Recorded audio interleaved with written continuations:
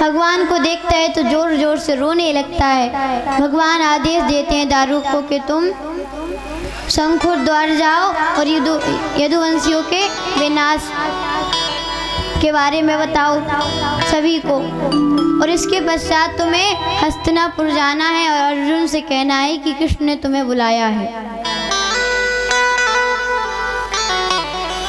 अब ऐसा सुना दारुक ने तो वह कहता है ठीक है। दारुक तुरंत शंखोद्वार जाता है और यदुवंशियों के विनाश के बारे में बताता है।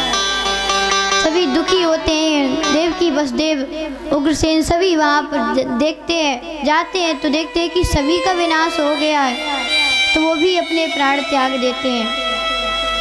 इसके पश्चात दारुक हस्तिनापुर पहुँचते हैं। अर्जुन से कहते हैं कि अर्जुन, आपको श्री कृष्ण ने बहुत ही जरूरी कार्य के लिए बुलाया है, आपको तुरंत जाना होगा। अर्जुन तुरंत द्वारिका पहुँचते हैं। द्वारिका पहुँचते देखते हैं, भगवान के पास जाते हैं, भगवान अचेत पड़े हैं। अर्जुन जाते पैरों के पास बैठ जाते, जोर जोर से रोने लगते हैं। कहते हैं कि केशव, तुम मुझे छोड़ करके नहीं जा सकते, नहीं तुम्हारे बिना तो प्राण बिन शरीर जैसा है मेरा, तुम मुझे ऐसे छोड़ करके नहीं जा सकते। भगवान आंखें खोलते हैं। भगवान कहते हैं, मैंने तुम्हें एक बड़े ही महत्वपूर्ण कार्य के लिए बुलाया है। भगवान कहते हैं, अर्जुन तुम्हें शंखोद्वार जाना है, शंखोद्वार में मेरी गोपियाँ हैं, उनको हस्तिनापुर ले जाना है, उनकी देखभाल करनी है। मेरी जितनी भी रानियाँ हैं उनको हस्तिनापुर ले जाना है, क्योंकि ये थोड़ी समय में द्वारिका भी समुद्र में डूब जाएगी। ऐसा सुना अर्जुन ने तो कहने लगे ठीक है। तुरंत भगवान इतना कह करके अपने धाम को चले जाते हैं। भगवान अपने धाम को चले जाते हैं। अर्जुन जितने भी यदुवंशी थे उनका अंतिम संस्कार करवाते हैं।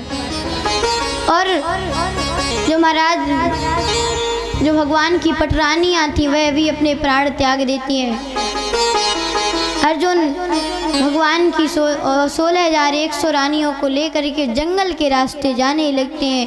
इधर भगवान के स्थान को छोड़ करके सारी द्वारिका समुद्र में डूब जाती है। जंगल के रास्ते से जा रहे थे तो जंगल में मच्छ नाम की भीलों ने अर्जुन को रोक लिया। भीलों ने रोक लिया और गोपिकाओं को लूटने लगते हैं तो अर्जुन खड़े हो जाते हैं। गुस्से में कहते हैं, अरे तुमने मेरा नाम नहीं सुना है, मैं अपने गांडीव धनुष से तुम सबका वध कर सकता हूँ। अब अर्जुन ने ऐसा कहा तो अर्जुन के ऊपर भी भीलों ने आक्रमण कर दिया। तो अर्जुन तुरंत खड़े होते, अपने गांडीव धनुष को उठाते, प्रत्यंचा चढ़ाने लगते हैं। लेकिन अर्जुन इतने शोक में डूबे हुए थे कि प्रत्यंचा नहीं चढ़ा पाते धनुष पर, और भील गोपियों को लूट लेते हैं। लुटी हुई गोपियां हस्तिनापुर पहुंचती हैं।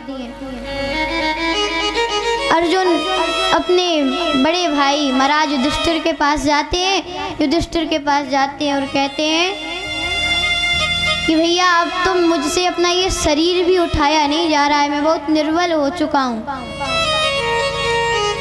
कृष्ण ने मुझे एक कार्य सौंपा था अंतिम समय में, वह भी मैं पूरा नहीं कर पाया। अब तो मैं जिंदा भी नहीं रहना चाहता हूँ। ऐसा लग रहा है कब प्राण निकल जाएंगे, पता नहीं चल रहा है क्या हो गया है। तो अर्जुन कहते हैं, ऐसा कह रहे थे अर्जुन तो युधिष्ठिर जी कहते हैं कि देखो अर्जुन, मनुष्य बली नहीं होता है, समय बलवान होता है। मनुष्य के पास जितना भी बल हो लेकिन वह काम नहीं आता है। मनुष्य कभी बली नहीं हो सकता है, समय बलवान होता है। तब से कहावत चली आ रही है, मनुष्य बली न होत है, समय होत बलवान। भीलन लूटी गोपियाँ, वही अर्जुन वही बाण। सुखदेव जी कहते हैं, परीक्षित जब भगवान चले जाते हैं और आपके दादा लोगों को, पांडवों को पता चलता है तो जब तुम्हारा जन्म तो हो जाता है तो तुम्हें राजा बना करके हिमालय की तपस्या के लिए चले जाते हैं।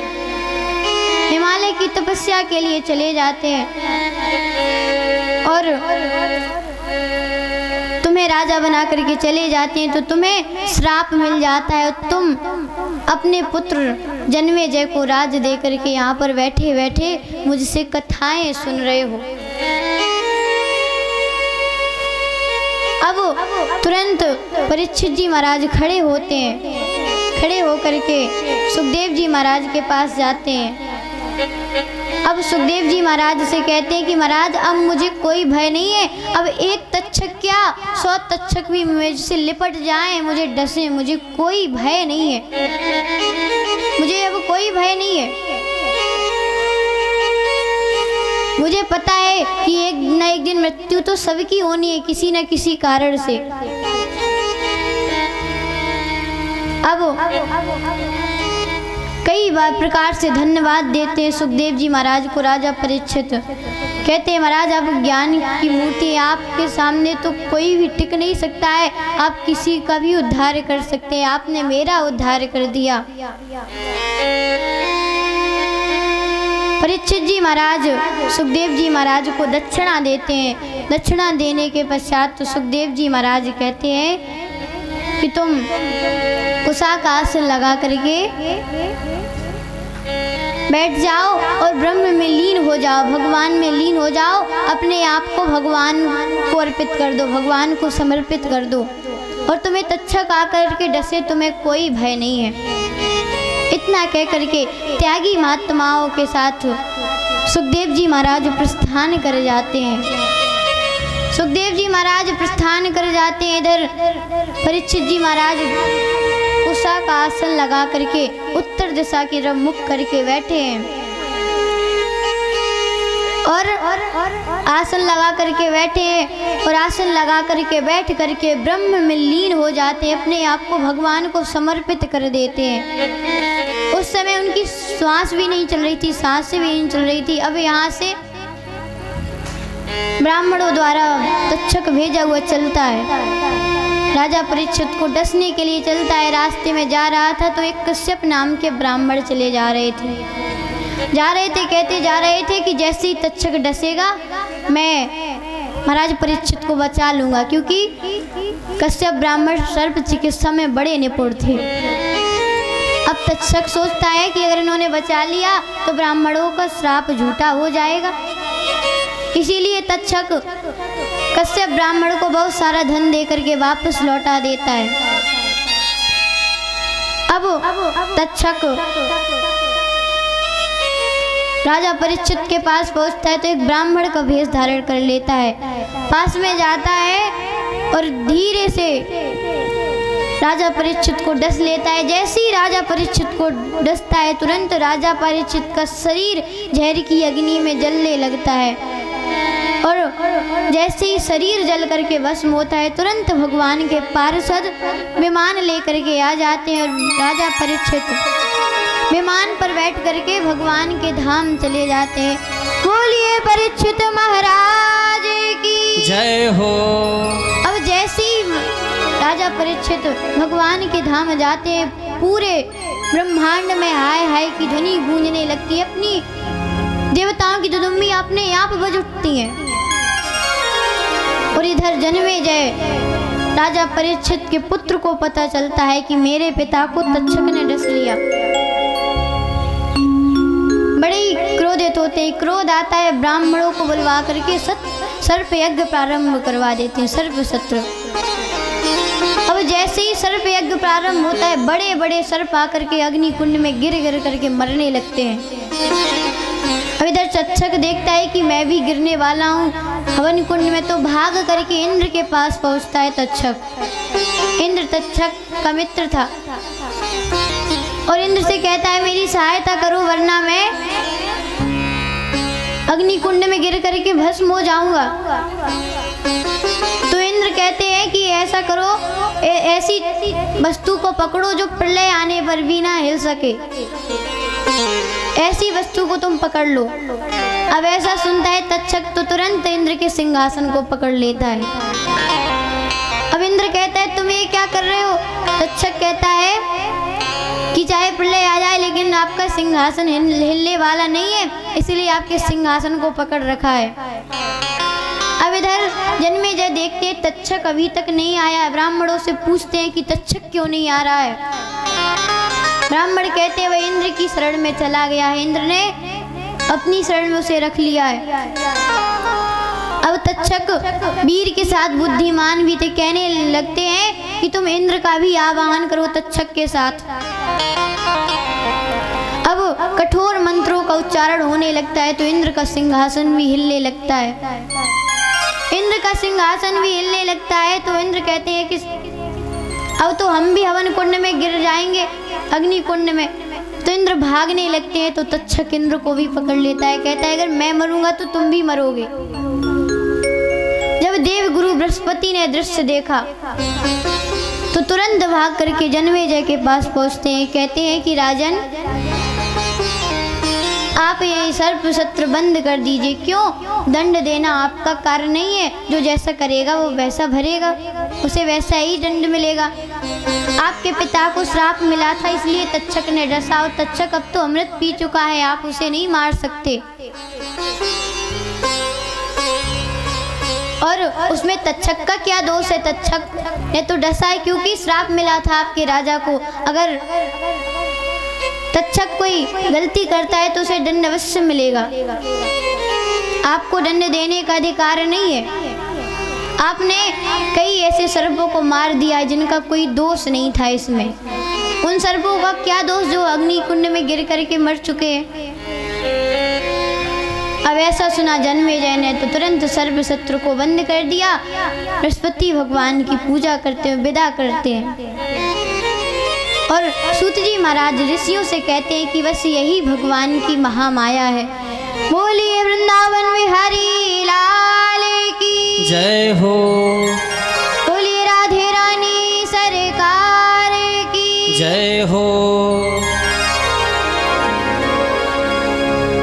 आपने यहाँ पर 7 दिन बड़े ही भाव के साथ निष्ठा के साथ भगवान की कथा को सुना। भगवान से निवेदन करेंगे हम कि भगवान आपकी सभी मनोकामनाओं को पूर्ण करें। इस कथा में 12 स्कंद, 365 अध्याय और 18,000 श्लोक हैं। भागवत कथा तो विशाल ग्रंथ है जिसका कोई पार नहीं है, उसे कोई पूरा कह ही नहीं सकता है।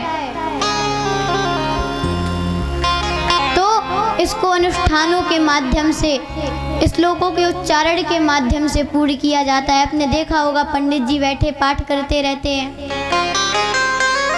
इसे अनुष्ठानों के माध्यम से, श्लोकों के माध्यम से पूर्ण किया जाता है और जो मुख्य प्रसंग होते हैं वह कथा के माध्यम से आप तक पहुंचाए जाते हैं। 7 दिन आपने बड़े ही भाव के साथ कथा सुनी। इस कथा में आप मेरे माता पिता, भाई बहन, परिवार समान थे।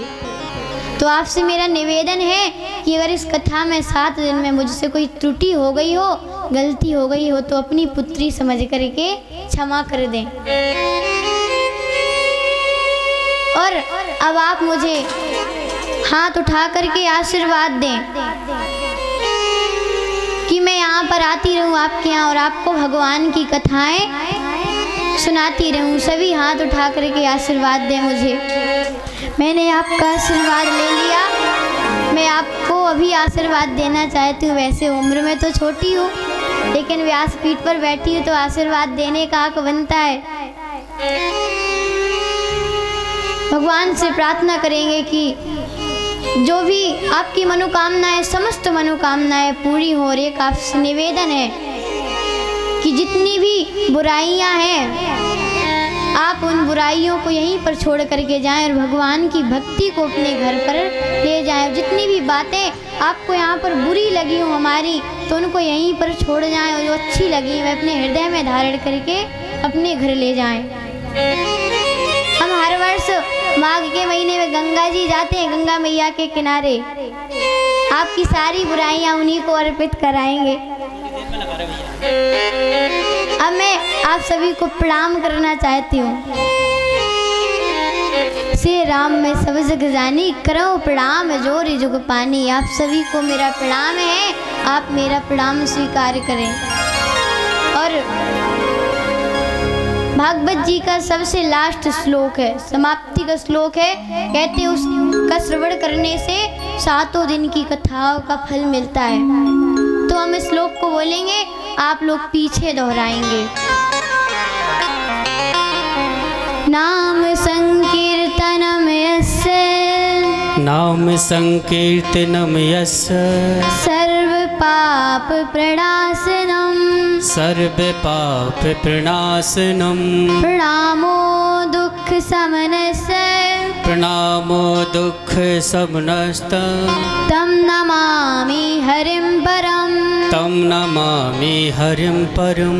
नाम संकीर्तनम यस्य, नाम संकीर्तनम यस्य सर्व पाप प्रणाशनम, सर्व पाप प्रणाशनम, प्रणामो दुख समनस्य, प्रणामो दुख समनस्य, तम नमामि हरिं परम।